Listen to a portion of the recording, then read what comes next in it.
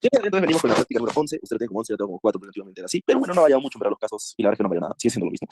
Y eso es lo bueno para nosotros. Entonces, ¿por qué? Porque de esta manera podemos dar mayores alcances y puedo ir a profundizar más acerca de los casos. Y obviamente tener más ejemplos que a ustedes les puede servir para su presentación y como diagnóstico diferenciales, que creo que sobre todo mis amigos del norte se lo piden. Así que bueno, comencemos entonces el día de hoy con el caso número 1 y nos trae una paciente un poco curiosa. Dice que es una mujer de 40 años con un antecedente de artritis reumatoide. Y eso ya de por sí a nosotros nos da un indicio y nos da un alcance. ¿Por qué? Van a intentar hablar un poco lento para no ir corriendo. Así que bueno.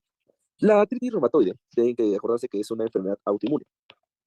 Eso quiere decir que eh, los glóbulos blancos y por ende lo que producen los anticuerpos van a atacar al propio cuerpo de su paciente. Pero en este caso no es que ataquen cualquier parte, van a atacar específicamente, digamos, una zona. ¿Y cuál va a ser? Va a ser justo las articulaciones. Es ahí que viene justo el nombre de artritis. Entonces, ¿qué zona, Gonzalo, son las que van a atacar? Usualmente van a alojarse y van a ir a atacar a las articulaciones proximales. Y sobre todo, para aquellos que ya han visto casos de artritis y reumatoide, si no, estos van a atacar sobre todo a las manos, a los dedos. Y van a ocasionar sobre todo algunas cosas particulares. Por último, primero, algo denominado una deformidad enojal. Segundo, una desviación articular.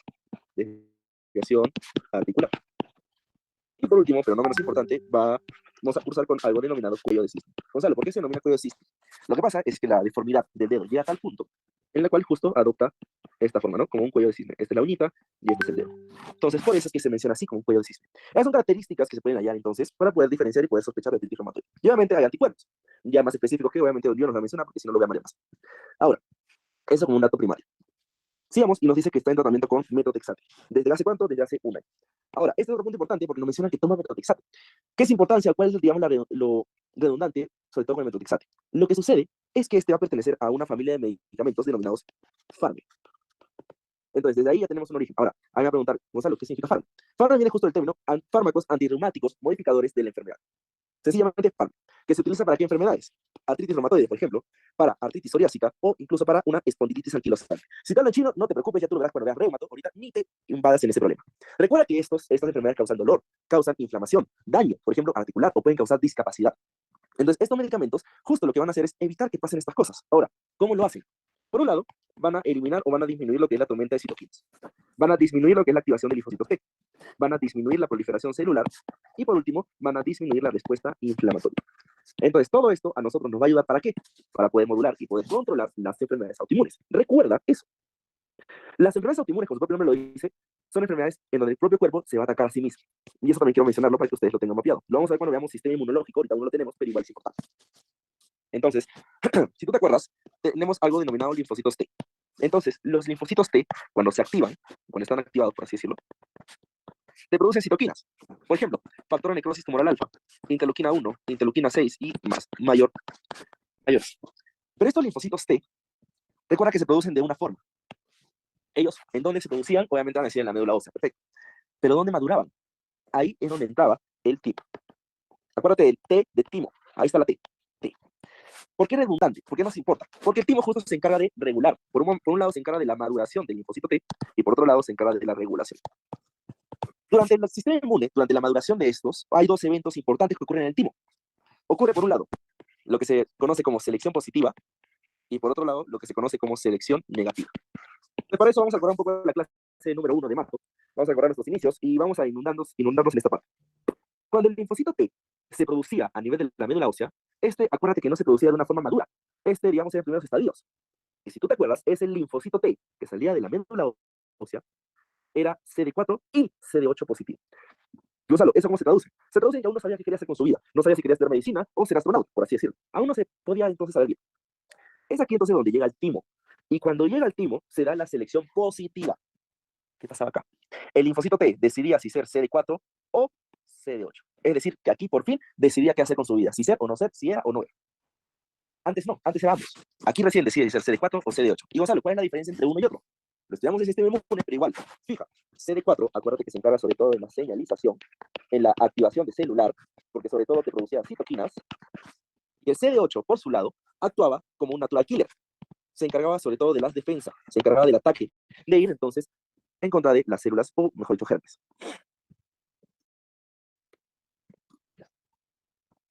Sigamos. Luego de eso pasábamos a la selección negativa. También sucedía en el timo, solo que en una parte diferente. ¿Y aquí qué pasaba?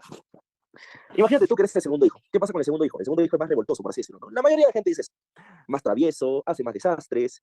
Usualmente que te llaman más a la dirección y le castigan más y le ponen más papeletas y bueno, tiene que romper más cosas. El primer hijo es tranquilito, pero el segundo es un desastre. Es más revoltoso. Entonces, así como el segundo hijo es revoltoso, existen linfocitos que tienden a ser muy revoltosos o muy eufóricos. Imagínate que tienes un amigo ahí que le gusta hacer de todo el día, pero para estresado.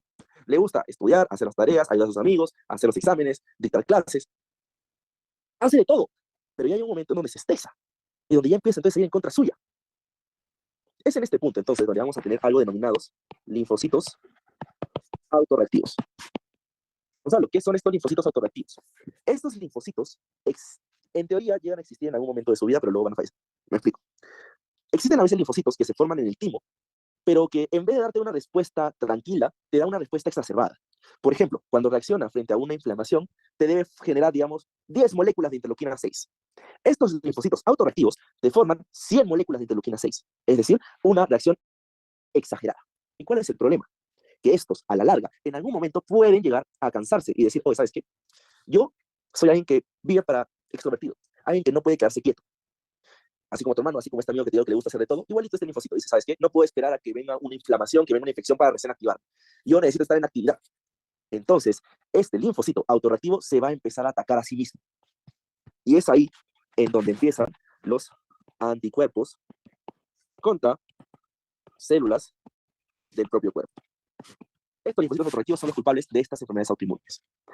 Los anticuerpos entonces van a reaccionar contra células, contra moléculas de tu propio cuerpo y van a generar finalmente ¿qué? Un daño. Y es así como se forman o se empiezan las enfermedades autoinmunes. Es una de las vías. Hay más, pero esa es una de las razones. Elimina a los linfocitos autorreactivos para evitar que reaccionen contra el propio cuerpo y evitar daños. Eso es lo que se hace acá. Pero ¿qué sucede? Cuando tenemos una enfermedad autoinmune, esta selección negativa puede fallar. Eso hace que los linfocitos sigan vivos, puedan formar anticuerpos, puedan generar daño y así formar o generar tu enfermedad autoinmune. Y listo. Es una de las formas más simples y una de las fisiopatologías para explicar una enfermedad autoinmune. Porque como te digo, hay más, pero esta es una forma de explicar. Ahora, un dato importante para más adelante. Las enfermedades autoinmunes son caprichosas, son curiosas, lo quieren todo en la vida. ¿Qué significa eso? Que si tú sufres de una enfermedad autoinmune, probablemente sufras de alguna otra más. Por ejemplo, los pacientes con artritis reumatoide también pueden cursar con tiroiditis de Hashimoto. ¿No saben lo que es la tiroiditis de Hashimoto? Son anticuerpos que van en contra de moléculas a nivel de la tiroides y causan un cuadro de hipotiroidismo, solo que es autoinmune. Otro, junto al lupus puede también coexistir artritis reumatoide. Y así vas a tener una infinidad de combinaciones. Como te digo, las enfermedades autoinmunes es común encontrarte, cuando hay una, encontrarte dos. Si rebuscas o buscas bien. Entonces, guarda eso para almacenar. Si vamos a el caso, entonces ya te expliqué lo más importante. Recuerda entonces que este metotrexato es un farme, va a disminuirte la inmunidad, va a disminuirte la proliferación de linfocitos T activos. Y listo, hasta ahí dejémoslo, vamos a seguir. Para mis amigos del norte, no sé si el doctor siga, creo que sí, así que vamos a hablar de los diagnósticos diferenciales. Te refiero a presentar sensación de hormigueo en manos y pies. Y eso también ya es un diagnóstico. Bueno, ya es algo importante a considerar. Porque cuando te habla de hormigueo, ya entonces hablas de que tienes un problema más adelante. Y te dice que es desde hace 6 meses. Es larga data. Recordemos el sistema nervioso. Bueno, ustedes aún no lo ven. Así que adelantemos a que ustedes sepan el sistema nervioso. Tienes el componente motor y por otro lado tienes el componente sensitivo. El componente motor usualmente va a asociarse a qué? A poder caminar, moverse, mover la mano, etcétera, todo lo que sea movilidad.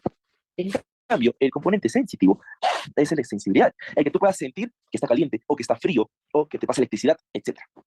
Pero ¿qué pasa? Cuando hay un compromiso, digamos, de este sistema, se puede comprometer el sistema motor, el sistema sensitivo o ambos. Si se compromete el sistema motor, el paciente no va a poder realizar actividades motoras, no va a poder caminar bien, no va a poder moverse, no va a poder mover mucho las manos, los brazos, etcétera. Pero si tiene un componente o un compromiso del componente sensitivo, ¿qué te va a decir el paciente? Te va a decir, doctor, ¿sabe qué? O doctora, ¿sabe qué? Siento hormigueo, siento descargas, siento que estoy flotando, siento que estoy pisando nubes. Eso acuérdate bastante cuando tengas neuropatía diabética. Ojo. Siento ardor, siento picazón. Todos esos te hacen a ti sospechar que tiene una disminución en la sensibilidad. Y esto recibe justo el nombre de parestesia. Un trastorno en este nivel. Pero bueno, aquí no te van a pedir ese diagnóstico, no te van a pedir que lo describas. Si es que te lo piden, bueno, ya te lo menciono. Pero acuérdate, son parestesias. Ahora, ¿cuál es la causa de todo esto? Porque eso también tienes que indagarlo. Depende de lo que tengas. Puede ser polineuropatías, puede ser mononeuropatías o puede ser un compromiso del sistema nervioso central. Gonzalo, me hablaste en chino. Sistema nervioso central. Compromiso a nivel de dónde, Gonzalo? El cerebro, a nivel de la médula, sobre todo el cerebro. ¿Qué patologías te pueden dar esta parestesia, este compromiso en la sensibilidad? Por ejemplo, tumor, SB, esclerosis múltiple. Cualquiera de esos te puede causar entonces esto. Meto. Ya, parece. Pero también tienes otros. Por ejemplo, que haya un compromiso, pero a nivel de las neuronas o de los nervios periféricos. No necesariamente a nivel cerebral, sino que tal vez esos nervios que tú vas a estudiar en algún momento, nervio radial, cubital, etcétera, se pueden comprometer. Sobre todo a nivel interno, tal vez la vaina de mielina, etcétera. Entonces de ahí salen dos términos más. Una mononeuropatía o posiblemente una polineuropatía. Mononeuropatía, como su nombre lo dice, mono, solo un lugar. Solo afecta un nervio. Solo afecta un determinado. Por ejemplo, el síndrome de túnel carpiano, en donde frecuentemente se afecta el nervio mediano. En la polineuropatía es afección de diferentes nervios a diferentes lugares o en diferentes zonas. Por ejemplo, nervios a nivel de los miembros superiores, miembros inferiores, etc. A nivel de las manos y de los pies. Polineuropatía, una de las más comunes, por diabetes mellitus, que te da una polineuropatía diabética. ¿Qué más puedes tener? Polineuropatía urémica, por VIH, o si no, por falta de vitamina B12. Ya vamos a entrar entonces en el rubro, como tú puedes ver, algo aquí que tú hayas estudiado antes. Vitamina B12 puede estar disminuida, pero no tienes aún nada que te indique que tengas esta disminución. Ojo, aún no. Vamos a seguir leyendo. Aún no sabemos nada. Un dato interesante, en tal igual no pasó libro, si leía este caso. Pacientes diabéticos que toman metformina, la metformina puede causar también una disminución de vitamina B12. Ojo al dato. Pues usualmente los pacientes que toman metformina crónicamente se les aconseja tomar cada 3 meses por lo menos un complejo de vitamina B12 para poder entonces no tener esta falta. Mira, esta fija puede servir aquí más adelante. Bueno, sigamos. Presenta mayor dificultad para caminar y ya tiene ese componente motor, ya te lo dijo, dificultad para caminar desde la misma fecha. Podemos tratarlo por juntos, pero también por separados. Dificultad para caminar puede ser tal vez un problema muscular, puede ser tal vez un problema articular, pero no te dice nada de la historia. Pero Gonzalo, articular, la paciente tiene artritis reumatoide, puede ser que esté afectando tal vez sus rodillas. Sí, pero acuérdate de algo. Un momento. La artritis reumatoide más frecuentemente primero te afecta sobre todo manos, muñecas. Las rodillas también, pero más común es ver las deformaciones a nivel de las manos. Ojo, digo más común. No significa que no pueda afectar las rodillas, también puede hacerlo. Pero hay que seguir indagando y vamos a seguir leyendo. Y te vas a ir dando cuenta que la posibilidad de que la causa sea artritis reumatoide está bien alejada. Bueno, sigamos entonces.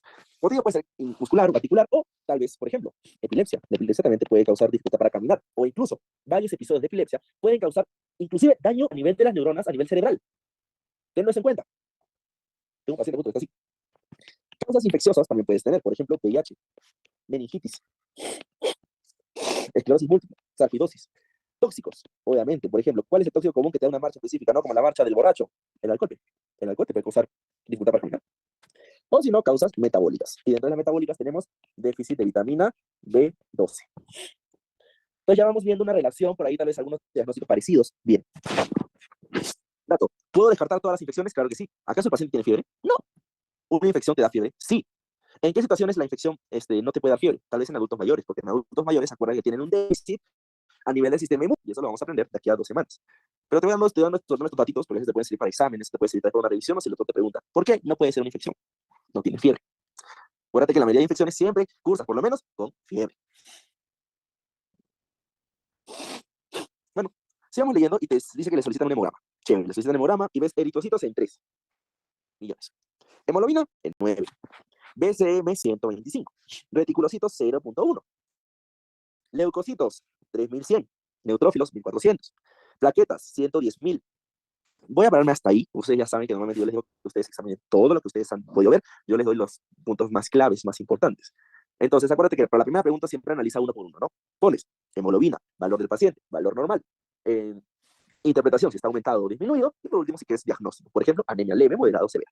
Eso hazlo con cada uno de las variables que tienes. Así vas analizando uno por uno. Y te queda hermoso. Bueno, yo no analizo lo más importante. Los eritrocitos están disminuidos. La hemoglobina también está así moderada. El BCM, mira ese BCM. Lo normal, como tú sabes, es de 80 a 100. Algunos libros te dicen de 80 a 95. Pero esos libros, la verdad, a mí no me gustan. ¿Qué diagnóstico te da acá? Macrocitosis. Es decir, glóbulos rojos grandes. ¿Qué causas tenemos nosotros de glóbulos rojos grandes? Teníamos, si te acuerdas, te mencioné sobre todo 4. Causa de macrocitosis. Disminución de vitamina B9. disminución de vitamina B12, hipotiroidismo o hepatopatías, problemas hepáticos. Esos son los más frecuentes que te pueden causar tal vez una macrocitosis. No te digo los últimos, los definitivos, pero los más comunes. Ya. HCM, bueno, tú lo revisas, ya tú ves si el HCM está conforme, para mí sí, pero bueno. Reticulocitos, 0.1. Mira, corrígelo si quieres. No hay problema, puede ser reticulocitos corregidos, aunque la verdad, reticulocitos corregidos solo es si tienes bastantes reticulocitos, por ejemplo, 2, 3, 4, 5%. Pero bueno, está en 0.1. Ahora, si tú le das la corrección que quieras, a pesar de que no necesitas hacerle en estos casos, igual va a estar disminuido. Y el diagnóstico es sencillo. Estás en una reticulocitopenia. Causas de reticulocitopenia. ¿En qué circunstancias disminuye la producción de reticulocito, Gonzalo?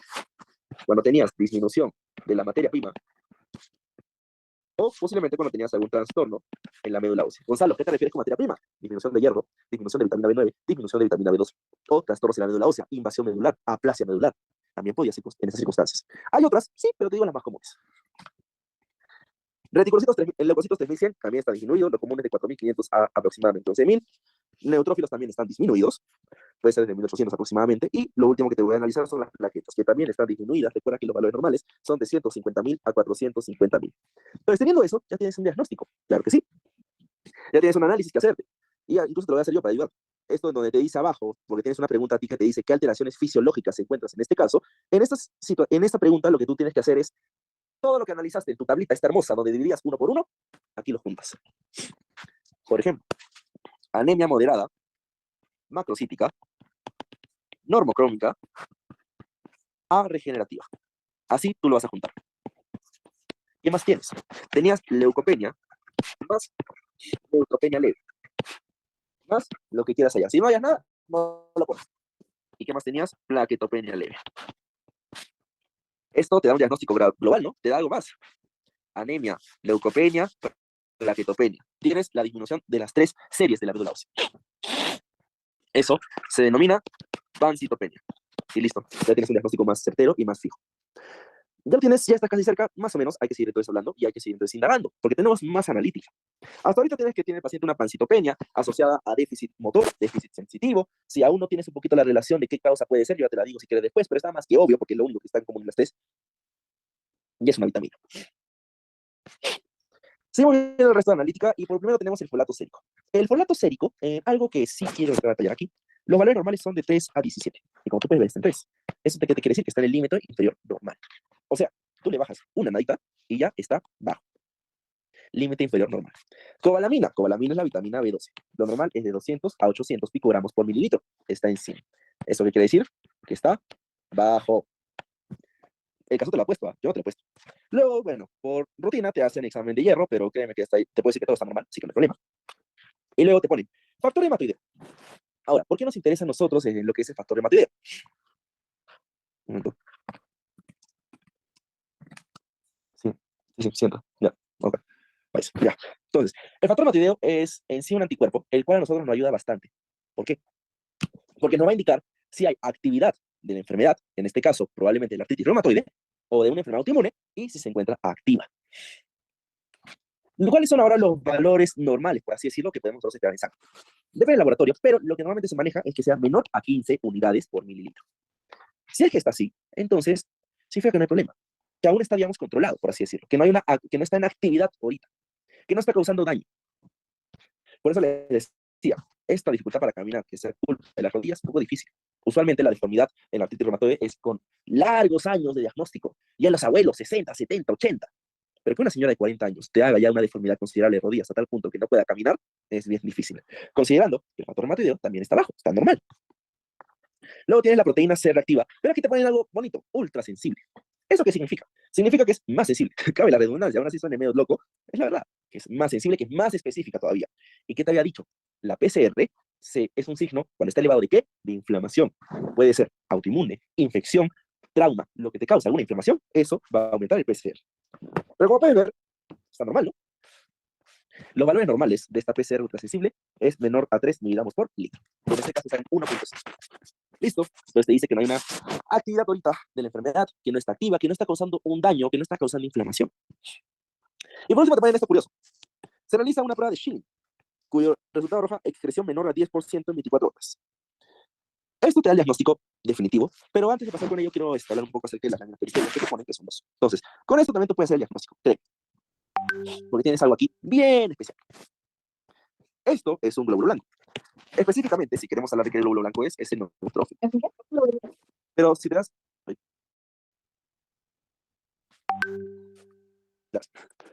perdón. Pero si se dan cuenta, entonces, el neutrófilo está un poco raro, ¿no? Normalmente el neutrófilo normal, ¿cuántos lóbulos tenía que tener? Nosotros hemos hablado que va de 2 a 5 lóbulos. Y eso es lo que normalmente a ti te maneja. Pero 1, 2, 3, 4, 5, 6. Y si quieres ser malo, 7. Tiene muchos lóbulos. Esto se conoce como un neutrófilo hipersegmentado. Es decir, que está mucho más ramificado sus lóbulos, que entonces hay un problema.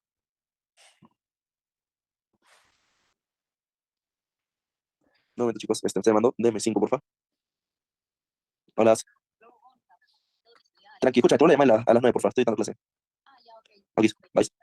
Sí, sí, vais. Ya, listo. Así. Entonces, nosotros, pregunta sería, ¿qué causas tenemos de neutrófilos hipersegmentados? ¿Por qué no es normal encontrarse uno? Las causas más comunes que tú puedes encontrarte es déficit de vitamina B12, empezando por ahí. Luego, medicamentos que interfieran con el ADN. Síndromes mielodisplásicos. Enfermedades crónicas también, pero son un poco raras.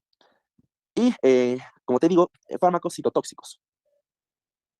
O sea, ¿qué fármacos tenemos que sean citotóxicos? Quimioterapias, hidroxiuria, azatriopina. Y aunque no lo creas, el metotrexato también puede causar. Entonces puede ser por ahí un diferencial un poco rarito, ¿no?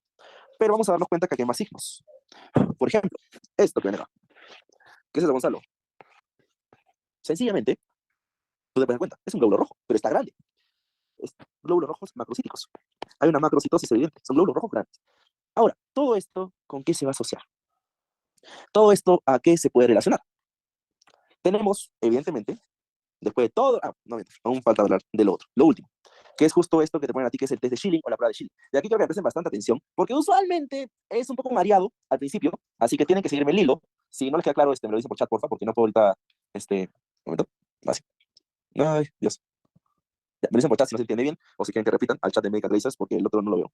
Pero bueno, entonces, el test de Schilling, ¿para qué nos sirve a nosotros? Grábenlo esto, y eso sí copienlo, porque probablemente sí les pregunten, y es lo que a ustedes les va a servir para explicar el caso.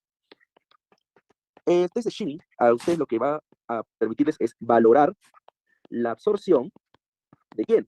De la vitamina B12. Entonces, para entender esto, tienes que acordarte de tu clase teórica. Tienes que acordarte qué pasaba con tu vitamina B12. ¿Qué pasaba? Tú, bueno, yo no sé casos así, chicos, así que por favor, compréndame. Aquí voy a estar molestando en la boca, que está fea. Pero bueno, ya. Entonces tú la ingerías, pasaba obviamente por tu esófago, bla, bla, bla, bla. Luego llevas a dónde? Llevas a tu estómago y luego pasabas a empezar los intestinos, intestino delgado, intestino grueso, y llevas aquí hasta el dónde? Hasta el hilo. Luego ya seguía tu intestino grueso. Pero llegabas aquí, llegabas al hilo. Después de toda la transformación, después de toda la historia hermosa que tú te sabes de amor, de este amor, del trío amoroso, entre el factor intrínseco, la proteína animal, la vitamina B12, etcétera, llegábamos aquí al hilo. ¿Y qué sucedía? Aquí sucedía la absorción a través justo de su receptor. Y esta absorción, ¿a dónde iba? Iba a la sangre. Acuérdate de eso, pasa a la sangre. Se transporta con la transcobalamina 2 y gracias al transporte con ella podemos llegar al hígado o a la médula ósea. Recuerda, después de absorberse, para transportarse en la sangre necesitas de la transcobalamina 2. Ella es la que lo lleva ¿de qué? De la manito. Porque si no, si estuviera libre en sangre, la vitamina B12 no sabe qué hacer con su vida. Es como cuy en feria, no sabes ir a la izquierda, a la derecha, atrás o adelante y se deja llevar con el río. ¿Por qué no sirve esto? Porque ahora sí, como te digo, este test de Schilling te valora la absorción de vitamina B12. ¿Y qué es lo que va a hacer? Mira bien, se divide en dos pasos sencillos. Uno, este soy yo. Obviamente no soy tan flaquito, pero bueno, aquí estoy, bien feliz. Entonces, a mí me van a hacer una inyección. Me van a inyectar 1 miligramo de vitamina B12 intramuscular. Este miligramo va a ir a la sangre. Y como ustedes saben, ¿quién se encuentra en la sangre? ¿Quién es su transporte? ¿Quién evita que sea como cuy en feria? La transcobalamina 2. Entonces, en la sangre se va a dar la unión de esta vitamina que has inyectado que has inyectado, se va a unir a la transcobalamina 2. Listo. Seguidamente, no, aquí. ¿Cuál es la finalidad o cuál es el propósito de hacer esto? Lo que tú vas a buscar es saturar la transcobalamina 2. Es decir, que se llene, que todas las moléculas de todas estas proteínas transcobalamina 2 estén llevándose de la mano a una molécula de vitamina B12. Es decir, que todas estén copadas, todas estén unidas, que no haya ninguna libre. ¿Por qué hacemos eso? Porque ahora seguimos con el paso número 2. ¿Y cuál, Gonzalo, es el paso número 2? Este más bonito. Porque aquí lo que vas a hacer es ingerir vitamina B12 por vía oral. Y esta vitamina B12 está marcada radiactivamente. Ya que alguien me va a decir, pero Gonzalo, ¿cuál es la finalidad de hacer todo esto? Pues déjame decirte algo. Como tú sabes, cuando se ingiere por vía oral, sigue todo este recorrido que te dije al principio.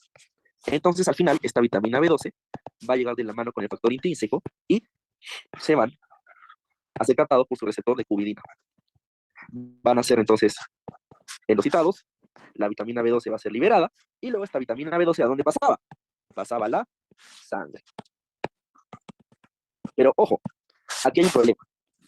Como tú sabes, en el primer paso, la transcobalamina 2 se saturó, es decir, el 12 que posteriormente tú has comido, ¿qué va a pasar? Ay, no va a tener con quién unirse, no va a tener quien lo lleve. Entonces va a literalmente ser un cuy en feria que no va a saber qué hacer con su vida y se va a dejar llevar. ¿Por quién? Por la corriente. Gonzalo, ¿qué corriente? Por la arteria. Se va a dejar llevar. Chicos, ¿a dónde llega la arteria? Gonzalo, llega al corazón. Ya, perfecto, está bien, pero al final, ¿qué pasa con toda la sangre? ¿Por dónde usualmente va a pasar? ¿Por dónde pasa entonces para filtrarse y eliminar los desechos? Va a irse ¿a dónde? Al riñón. ¿Y qué va a hacer el riñón? Esta vitamina B12 va a ser filtrada. Va a ocurrir filtración. Y finalmente va a ser excretada por la orina. ¿Por qué? Porque es en exceso, porque no se unió, la transcobalamina 2 no lo ha llevado hasta la médula ósea del hígado y sobra. Entonces el cuerpo dice, oye, ¿sabes qué? Esto no lo han utilizado, entonces yo lo desecho. Lo vas a recolectar todo en tu botellita de cielo por 24 horas y obviamente ahí va a estar toda tu orina, ¿no? Así bien pintadita, bonito. Listo. ¿Y qué pasa? A las 24 horas después, tú vas a observar. Y si te acuerdas, la vitamina B12 estaba marcada radioactivamente. ¿Eso qué significa? Que podías ver entonces las moléculas de vitamina B12. Y es por eso que esta prueba te evaluaba finalmente cuando es lo normal. En 24 horas, tú tenías que tener una excreción mayor del 10%. Eso es normal. Hasta aquí creo que la primera parte quedó claro. Creo que lo último que tal vez ha quedado un poco confuso es esto, ¿no? Excreción mayor de 10% en 24 horas. ¿Qué significa? Significa que después de haber recolectado tu orina 24 horas, para decir que la absorción de vitamina B12 está normal, tienes que haber botado por la orina más del 10% en 24 horas. Gonzalo, ¿por qué? Porque si te acuerdas, esta prueba te evaluaba la absorción. Te evalúa cómo absorbes la vitamina B12 a través del ilio, cómo está funcionando todo tu organismo, cómo está funcionando el estómago, el factor intrínseco, todo. Así la vitamina B12 podía llegar a la sangre, era filtrada por el riñón y al final tú la desechabas por la orina. Y de esta manera, cuando ya todo lo que desechabas era más del 10% en todo un día, decías, ok, el cuerpo está absorbiendo la vitamina B12 normal. Creo que hasta aquí ya quedó claro. Igual digo, si hay dudas o eso, háganse por chat, o si no, ya por WhatsApp si quieren ir explicando. ¿Por qué eso es importante para nosotros? Porque esta prueba, si ustedes se han dado cuenta, sale menor al 10%. ¿Eso qué significa? Eso, chicos, significa que hay un problema en la absorción. No se está absorbiendo bien la vitamina B12. Y, por ende, como no se absorbe bien, disminuye la cantidad que ha sido excretada por la orina, y es por eso que en 24 horas te sale menos del 10%. Porque no se está absorbiendo. Gonzalo, ¿qué causas tenemos nosotros entonces para que no se esté absorbiendo? Tal vez problemas a nivel del ilion. Enfermedad inflamatoria intestinal, por ejemplo, te puede dar estas causas. Eso para examen ha sido pregunta anterior. Otras, que haya un daño en la mucosa gástrica. Los cuales, y este daño en la mucosa gástrica, ¿qué va a hacer? Compromete las células parietales. Y si compromete las células parietales, disminuye la producción de ácido clorhídrico y por ende, de la proteína animal nunca se separa la vitamina B12. O por otro lado, la célula parietal disminuye la producción de factor intrínseco. O si no, también puede haber un daño directo al factor intrínseco. Todo ello va a repercutir a que disminuya la absorción. Ahora, acá, sencillo. Gonzalo, ¿por qué habría daño en la mucosa gástrica? Puede darse por anticuerpos. Y esos anticuerpos van a corresponder justo a una enfermedad denominada anemia perniciosa, en donde anticuerpos del propio cuerpo van a empezar a atacar a las células de la mucosa gástrica. Y eso, chicos, es otra enfermedad autoinmune. Y por eso les decía que se guarden ese dato que les dije al principio. Una enfermedad autoinmune puede convivir con varias. Tal vez silentes, tal vez no diagnosticadas en ese momento, pero varias. No hay algo en el caso que me diga que tiene una anemia perniciosa, no hay algo en el caso que me diga que efectivamente tiene un daño en la mucosa gástrica, porque no me dan una endoscopía. pero yo lo puedo suponer y yo lo puedo intuir e interpretar con toda la explicación que te he dado ahorita. Entonces, después de todo esto, después de todo este habla, después de todo este monólogo que te he dado, ya creo que ha quedado más evidente que mi causa tiene un déficit evidente de la vitamina B12. Este déficit de la vitamina B12, ¿qué te causa? Te causa la pancitopenia. Te causa neutrófilos hipersegmentados. Te causa la anemia megaloblástica. Te causa alteración en el sistema nervioso, a nivel sensitivo y a nivel motor. También lo causa. Ahora, ¿sabes lo último?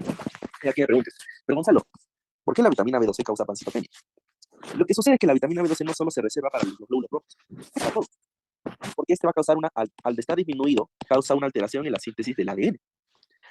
Y esto ocasiona una alteración en la maduración y en la proliferación. Eso, por un lado, causa que haya plaquetas bajas. Eso causa que haya glóbulos rojos bajos y además también sean grandes. ¿Por qué? Porque si te acuerdas cuando te expliqué lo que es el eritrocito y la maduración en eritropoiesis, el glóbulo rojo en sus estadios anteriores es grande y poco a poco se va achicando. Entonces, si hay una alteración en la maduración, no va a terminar de achicarse. Y es por eso que se queda más grande y por eso te da macrocitosis. Glóbulos blancos van a estar disminuidos y por otro lado también por la falta de la maduración tenemos neutrófilos hipersegmentados. Listo, todo eso es lo que te explica este caso, todo eso es lo que se relaciona y de esta manera podemos decir que justo la causa de fondo de este paciente es que tiene un déficit de vitamina B12. Pero eso no es todo, porque tiene un déficit concomitante que ahorita te voy a explicar. Antes de eso pasemos ya a una electroforesis de hemoglobina. Y tú ya lo sabes leer al derecho al revés, eso no tengo dudas porque ya te lo he explicado y lo vimos en cuando vimos hasta las señas. Sabes los valores normales. Entonces, lo más importante es esto, ¿no? Es hemoglobina D. La hemoglobina D a veces puede pasar incluso con un hallazgo. Esta se denomina hemoglobina D de Punja.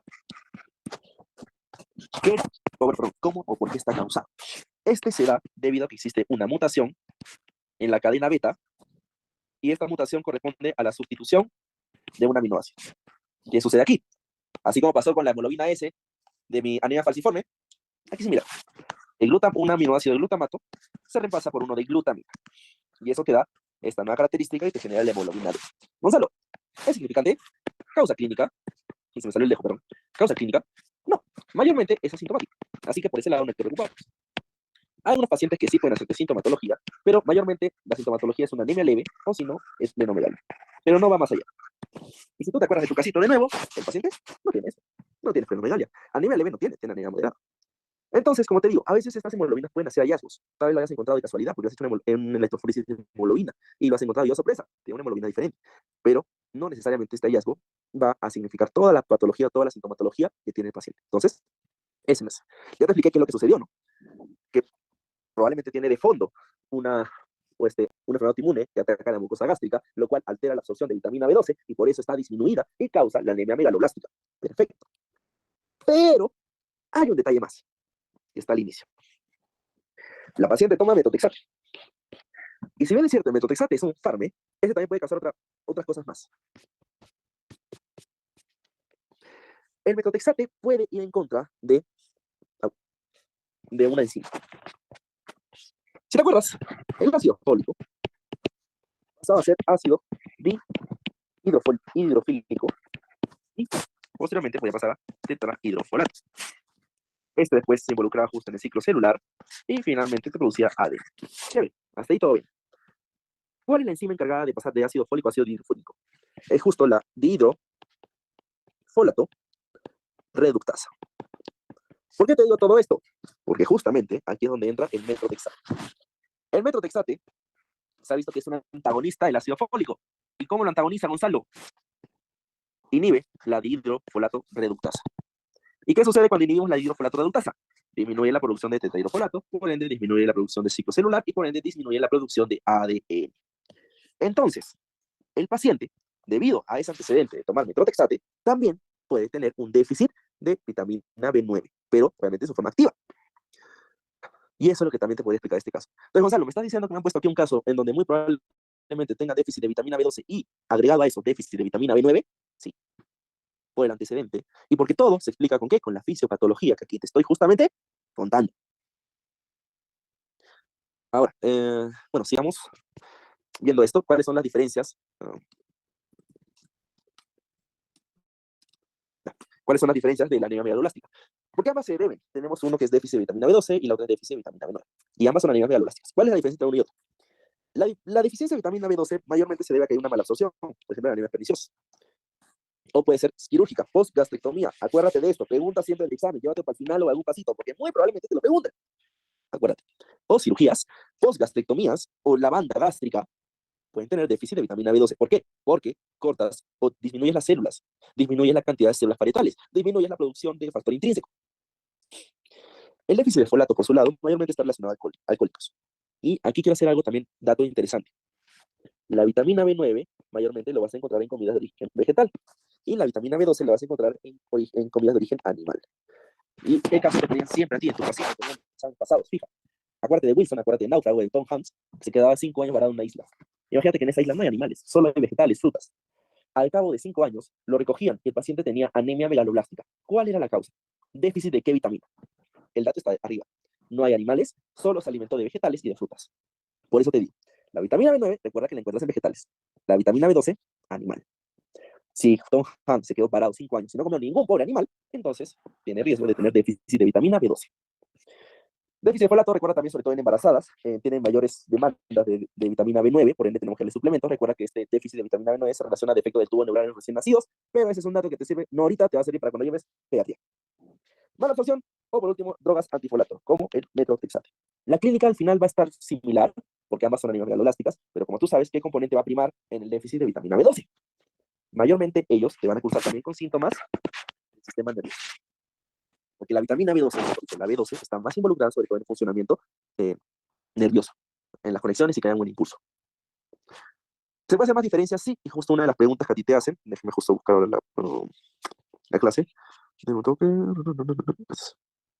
Esto es, ya. Y eso también nos interesa a nosotros. ¿Por qué? Déjame borrar esto. Ya. Hay una pregunta de su caso que les dice, dice sobre y explique fisiológicamente cómo se modifica la homocisteína y el ácido metilmalónico en una déficit de vitamina B12 y déficit de vitamina B9. Ya. Para eso tenemos que recordar esta parte. La vitamina B12, por un lado, se involucraba en la producción de metionina, pero por otro lado tenía su camino solito, ¿no? Su otra ruta, en la mitocondria, en la cual te producía succinilcoenzima A y por último ATP. Acuérdate que aquí esta cobalamina actúa como cofactor de la otra enzima, ¿no? De la tetrahidrofolato coenzima mutasa. Y esta forma de la cobalamina se denomina adenosilcobalamina o también 5-deoxicobalamina, como gustes. En fin. Entonces, ¿qué sucede aquí? Cuando nosotros tenemos déficit de vitamina B12, no puede actuar como cofactor. Por ende, esta tetrahidrofolato no va a poder cumplir bien su función, disminuye la producción de succinilcoenzima A y aumenta el metilmanolilcoenzima A, el cual finalmente va a pasar a ser ácido metilmalónico. Eso pasa cuando hay déficit de vitamina B12. Y eso lo tienes aquí. El ácido metilmalónico aumenta y la homocisteína está normal en déficit de vitamina B12. Ahora, ¿qué sucede en el otro caso? Cuando tenemos déficit de vitamina B9, este va a repercutir en la otra vía. Metiltetrahidrofolato normalmente donaba su grupo metilo, luego se juntaba a la cobalamina formando metilcobalamina, y esta metilcobalamina actuaba como cofactor para que la metionina sintasa pudiera transformar homocisteína a metionina. Hasta ahí, todo chévere. Te doy un resumen, porque eso igual lo vimos en teoría, así que si no te acuerdas, mira la clase de teoría. Pero ¿qué sucede? Si disminuye el metiltetrahidrofolato, nunca le dona su grupo metilo a la cobalamina, por ende esta nunca actúa como cofactor, y por ende esta metionina sintasa nunca sintetiza metionina. Y eso va a hacer que la homocisteína aumente. Y eso es lo que tú vas a tener. Cuando tienes déficit de folato, aumenta la homocisteína y el ácido metilmalónico está normal. ¿Por qué? Porque la vitamina B9 no tiene nada que ver con el ácido metilmalónico. Tienes luego combinados, ¿no? Cuando hay aumento de ambas variables, del ácido metilmalónico y de la homocisteína, mayormente puedes sospechar que hay déficit de ambas vitaminas. Esa es principalmente la diferencia de cómo se modificaría el déficit de vitamina B12, el déficit de vitamina B9, y si juntas ambos, entonces ya tienes el déficit combinado. Por último, también te preguntan acerca de la vitamina B6. Ahora, la vitamina B6 también se le conoce como piridoxina.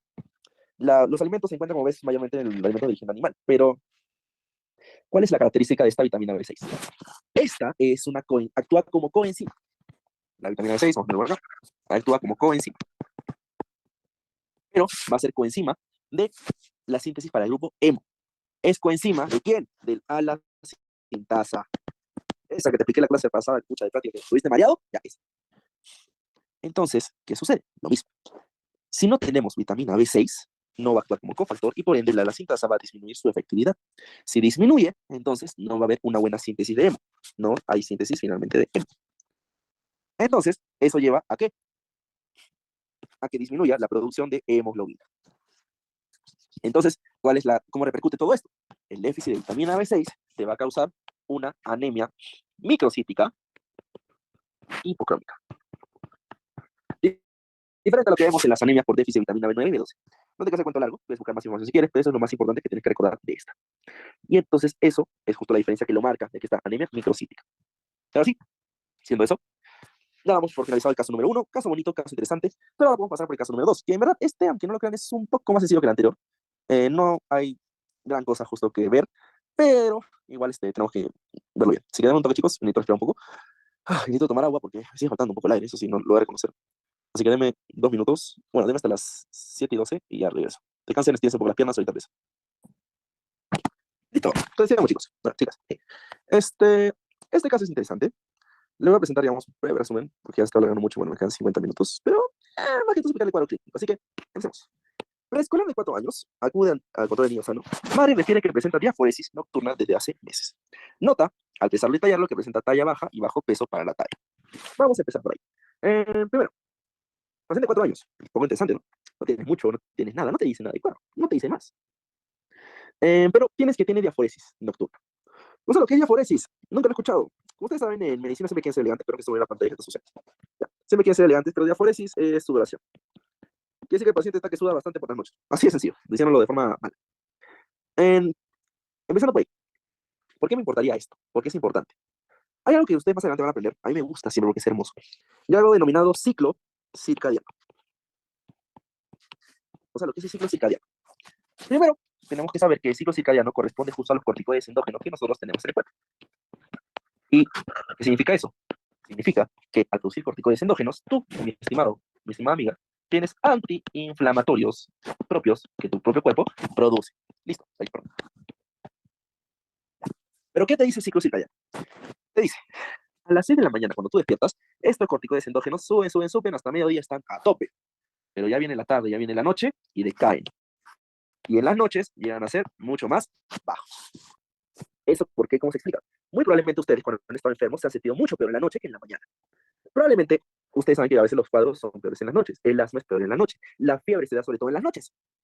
¿Por qué creen? ¿Porque así nomás Dios lo quiso hacer? No. Por esto. Porque el ciclo circadiano, en la noche bajan los corticoides endógenos, baja la antiinflamación. ¿Y eso qué va a hacer? Va a ocasionar entonces que en las noches aumenten o las citoquinas sean libres. Es decir, interleuquina 1, interleuquina 6, factor tumoral alfa, y por eso, por las noches, el paciente va a cursar con fiebre, es decir, sudoración. Listo, hasta ahí ya tenemos el primer cuadro. Gonzalo, ¿qué te va a causar ese cuadro, no? Listo. Una infección va a hacer que en la noche sea más prevalente, sea más fuerte, y eso causa entonces que tenga fiebre. No tenemos más, como te digo, es muy pobre el caso, pero tenemos otro detallito, talla baja y bajo peso.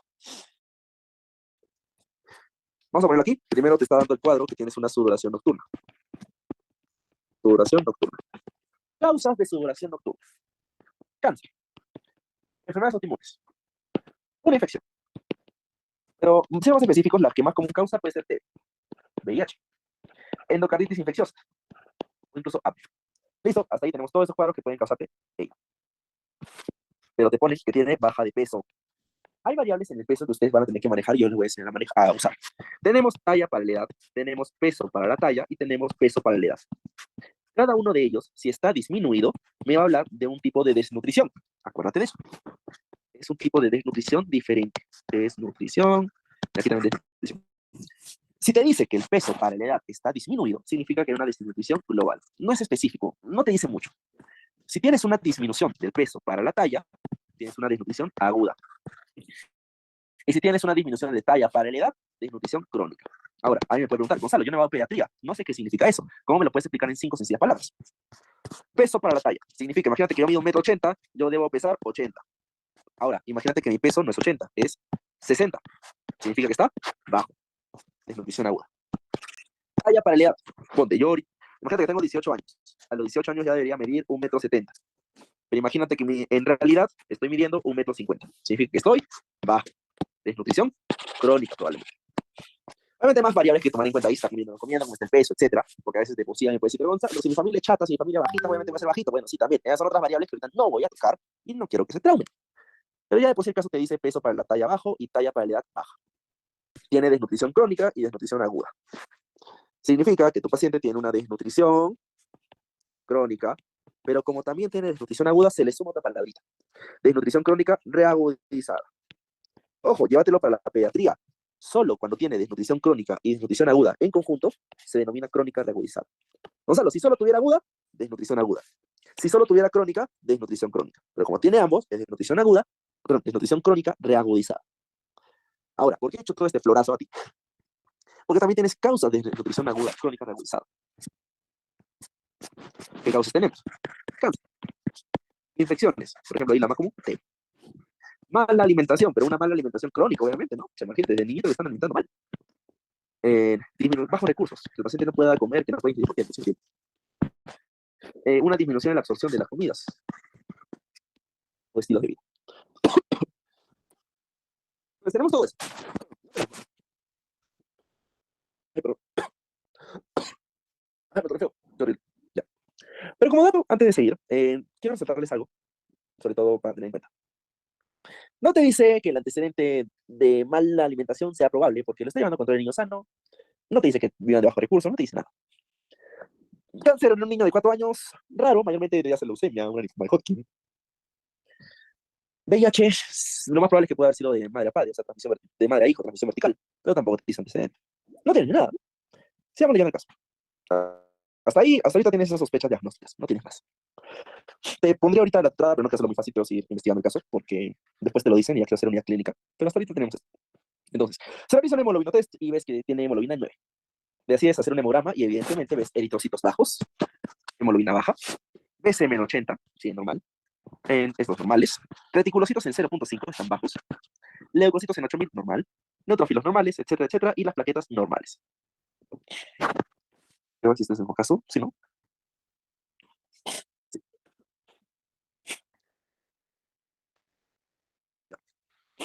Sigue con la analítica, ves el folato 10 normal, cobalamina 600 normal, ves todo normal, pero llegas aquí.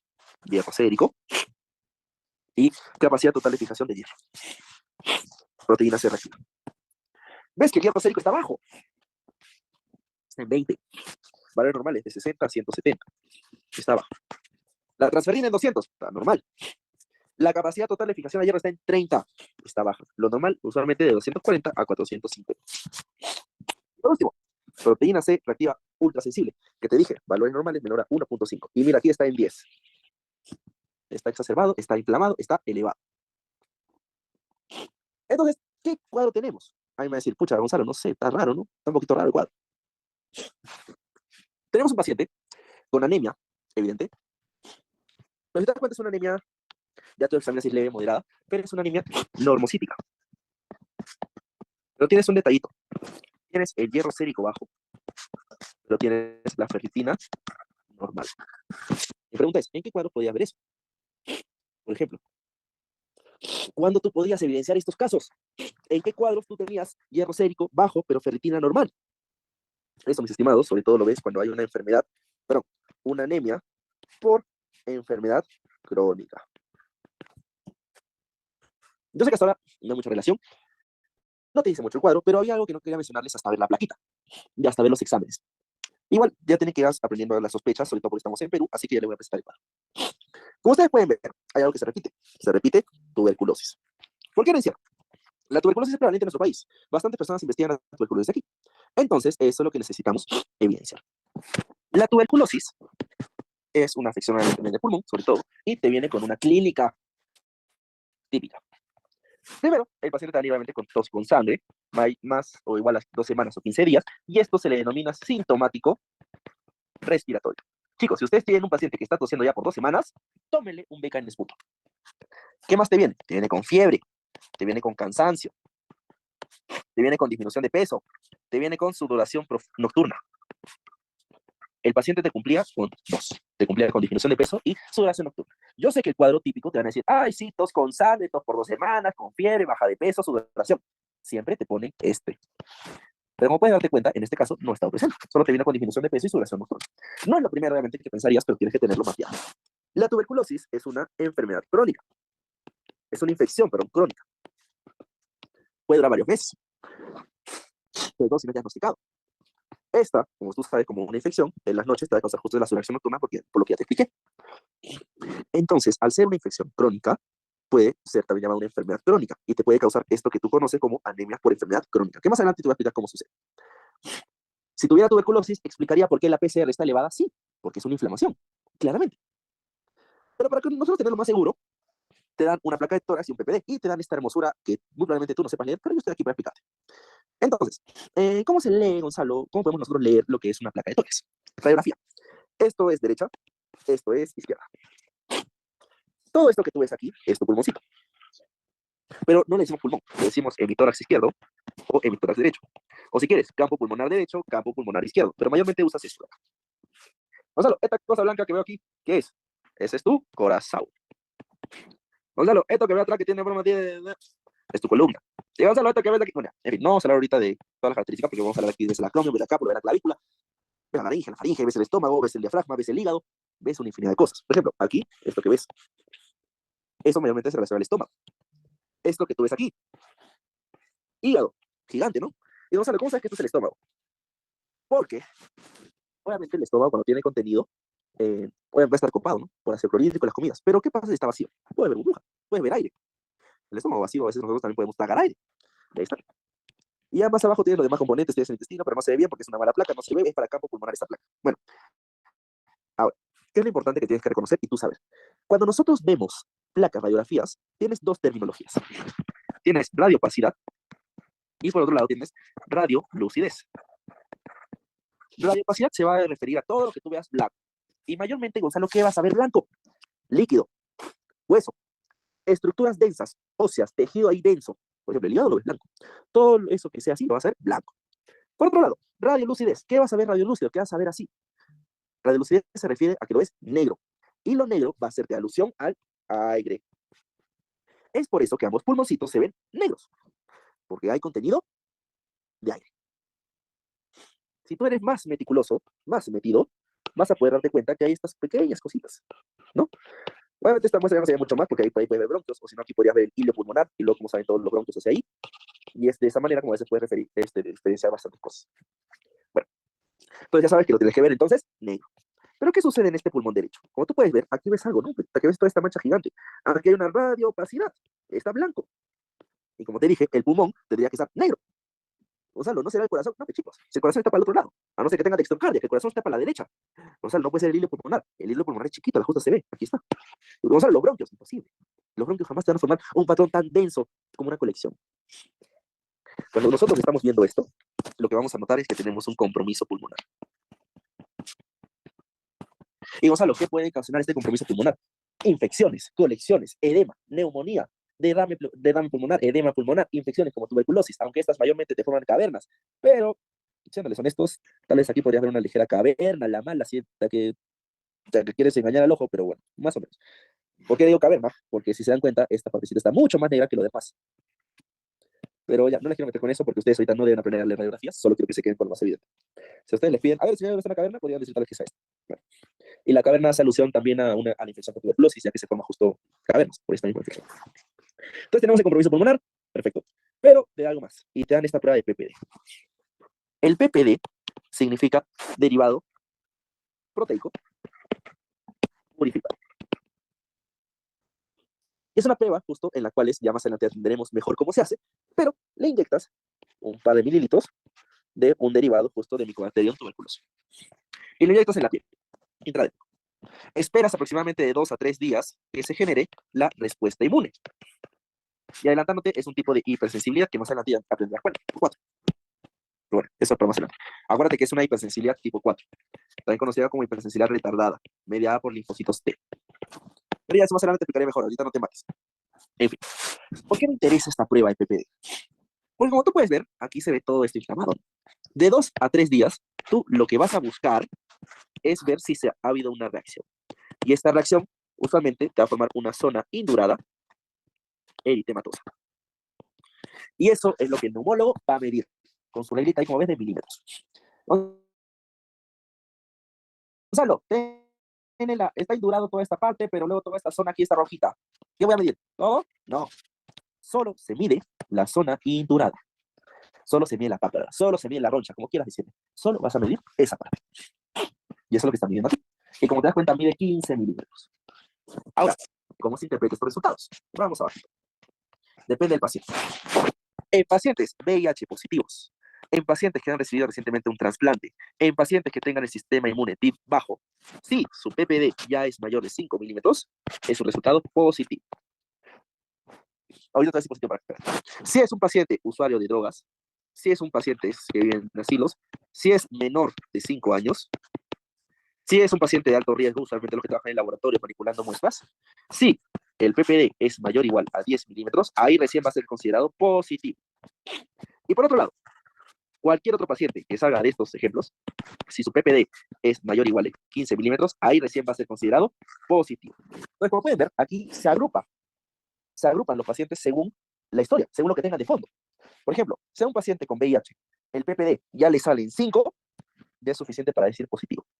Por otro lado, sea un niño menor de 5 años, su PPD le sale en 5, no pueden decir que es positivo, porque su PPD tiene que ser mayor de 10. Para eso sirve esta comprobación. Está en un cuadro de la CDC. Creo, si mal me equivoco, en la nueva guía de tuberculosis este año, o el año pasado, que no he leído, hay nuevos rangos. Sería bueno que lo chequen por si acaso, porque no me acuerdo exactamente. Así que bueno, que lo chequen eso. Caso que estás ahí nomás estudiando en la universidad.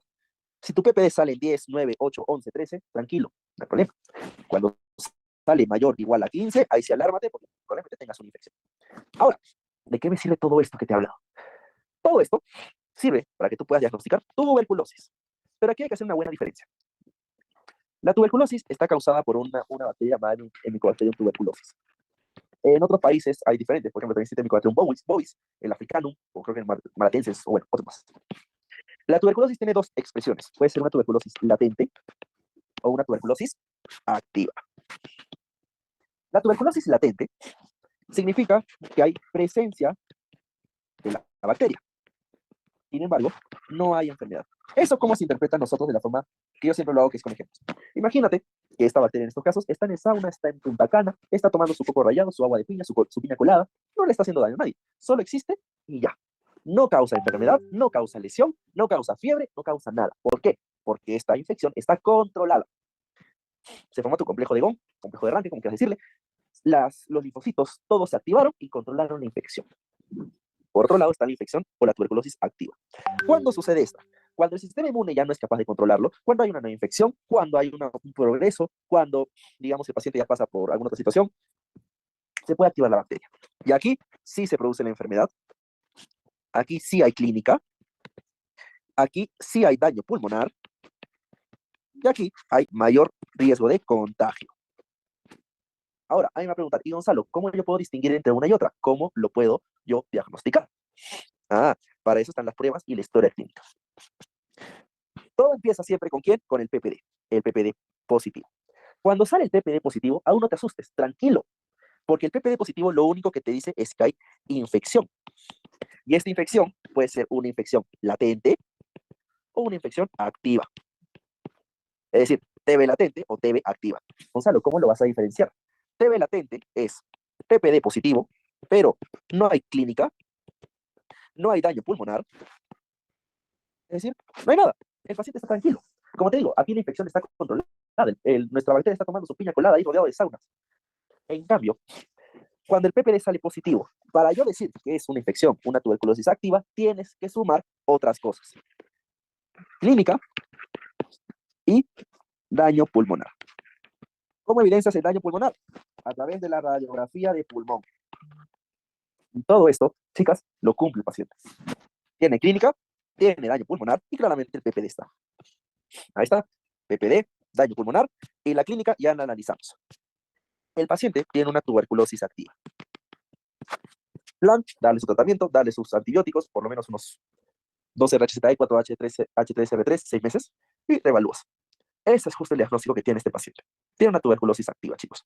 Ahora, esto ya lo saben ustedes hacer, esto ya lo saben ustedes hacer. Esto de aquí, quiero ver un tema. Si son las mismas preguntas. Sí, son las mismas. Ya, perfecto. Entonces, hay que hablar de este caso ahora. ¿Cómo diferencias o cómo sabes cuál es la causa justo del paciente? Como ustedes saben, en toda la vida hay dos espectros, ¿no? Tienes la anemia ferropénica y tienes la anemia inflamatoria, también llamada como la anemia por enfermedad crónica. Y por último tienes la anemia por enfermedad renal crónica. Cada una de ellas te causa algo diferente. Y cada una de ellas tiene una sintomatología diferente. La anemia ferropénica, como ustedes saben, está causada por un déficit de hierro. En la ingesta, sea porque está perdiendo mucho, no sé. ¿El laboratorio cómo lo vas a ver? Vas a ver déficit de hierro sérico, una disminución en la captación total de edificación del hierro y un déficit de ferritina. La anemia inflamatoria o la anemia por enfermedad crónica, por su parte, es diferente. Cursa con déficit de hierro sérico, pero la ferritina puede estar normal o incluso elevada. Y aquí es donde entro yo. ¿Por qué se da este cuadro? ¿Por qué se da esto? Tienes que acordarte de tu hermosa hepcidina. Como ustedes saben, y como les dije, en la enfermedad crónica o en la inflamación de por sí por la tuberculosis, esto te produce citoquinas, ¿no? Produce activación de los linfocitos T, te produce citoquinas. Interleuquina 1, factor necrosis tumoral alfa y la interleuquina 6. La interleuquina 6 va a parar aquí. ¿Y se va a ir hasta dónde? Se va a ir al hígado. Y en el hígado tiene su receptor para la interleuquina 6. Al unirse, activa justo la cascada de Jack-Stat, la cual va entonces a estimular a nivel del núcleo la producción y síntesis de quién? De la hepcidina. Y como lo vimos en la clase de metabolismo del hierro, la hepcidina que ocasionaba aquí, la hepcidina llegaba y se iba en contra de la ferroportina, la puerta del hierro. Ocasionaba su endocitosis y que haya una lisis de la ferroportina. ¿Esto en qué repercutía? En que el hierro ya no pudiera salir ¿a dónde? A la sangre. Y ya no se unía a la transferrina y por ende ya no se producía, o bueno, ya teníamos hierros secos. ¿Qué pasaba entonces con el hierro? El hierro se quedaba almacenado y eso podía hacer que aumenten los valores de ferritina. Eso similar a lo que pasaba ahí, pasa entonces también en el macrófago. Todo esto es un cuadro, digamos, de otras causas que pueden aumentar la hepcidina. Chequéalo por si quieres. Por ejemplo, la hipoxia también, como tú puedes ver, inhibe en este caso la hepcidina, por si acaso. Pero bueno, entonces ahí tenemos justo el proceso inflamatorio, que es el cuadro y lo que pasa con este paciente. Y por eso es que ella tiene anemia normocítica, con bajo hierro sérico, pero ferritina normal. Por último, la enfermedad por renal crónica, la anemia por enfermedad renal crónica, acuérdate que en riñón se produce la eritropoetina. Entonces, cuando estos pacientes tienen una enfermedad renal crónica, disminuye la producción de EPI. ¿Y eso qué te va a llevar? A que el paciente curse con anemia normocítica también. Pero el hierro aquí, sérico, va a estar normal. La eritropoetina va a estar baja. Tratamiento, darle eritropoetina en inyección. Esas justas son las diferencias entre estas tres. Y lo pueden ver, este caso es mucho más sencillo que el anterior y no es tan complicado de explicarlo. Solo es cosa que lo tengan bien, expliquen por qué viene una tuberculosis y recuerden esta patología o esta fisiopatología breve, que es justo por qué se produce la anemia, en esta circunstancia de inflamación. El cuestionario que estaba viendo es requerimiento de cobalamina, con formas de cobalamina que existen, todo eso ahora que estoy dando cuenta, lo hemos visto en la teoría. Eritropoiesis ineficaz, acuérdense que es cuando se da una destrucción, una lisis de los glóbulos rojos a nivel de la médula ósea.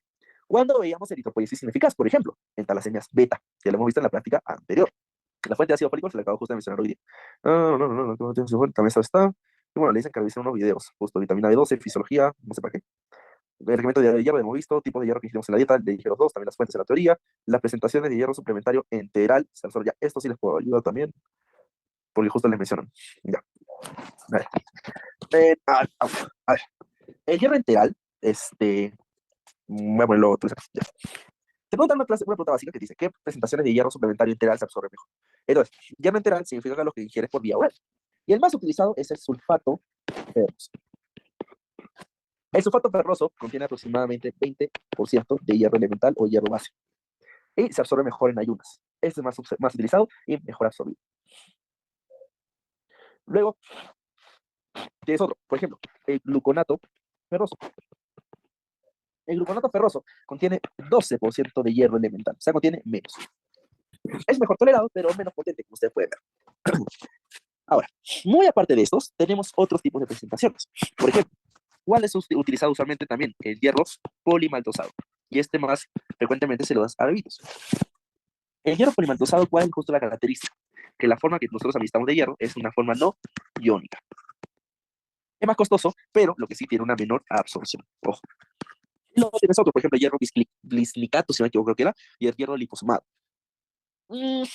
Sería cosa que vean cómo quieren comentar esa pregunta, porque en verdad sería solo que describan cosas y le digan cuál es la mejor, cuál causa rotación, cuál es más caro, cuál es menos caro. Como les digo, los dos más utilizados es sulfato ferroso y el hierro polimatosado.